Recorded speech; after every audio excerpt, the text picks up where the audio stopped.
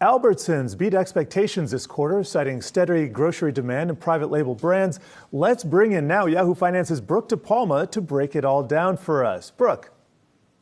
Good morning, Jared. That's right. Albertsons beat on both the top and bottom line this past quarter that ended on June 17th. Adjusted earnings per share coming in at 93 cents versus expectations of 84 cents. Revenue coming in at $24 billion compared to expectations of $23.9 billion. Now, same-store sales also coming in higher at 4.9% this past quarter as consumers continue to look for value and cheaper options as inflation, food inflation that is, year over year continues to remain higher. Now, Albertsons also has heavily invested in its customers for life strategy. That includes digitally connecting and engaging consumers using tech in stores, similar to what we've seen at Walmart as well as Target, modernizing its supply chain and also investing in private label. Back in May, the company consolidated its private label business under one single label called Signature Select.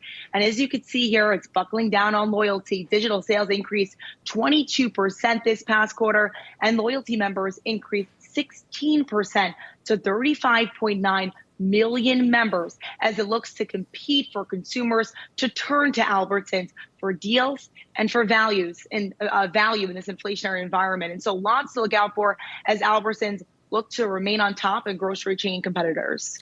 Well, and to remain on top, there's also a little bit of a merger that has been pending now. Albertsons, Kroger, potential tie-up there. And Albertsons actually declined to provide guidance because of this. Anything to read in there? Yeah, well, Jared, it's been 9 months since that announcement about that nearly $25 billion deal. And as you noted, it's still awaiting approval from regulators. It's also gotten lots of pushback from local unions about potential job losses, which executives have said that it will not do. But in addition, it's also facing pushback about what it will do about potentially having to divest stores. And so lots of noise about that merger, but no deal, no announcement about that approval has come yet.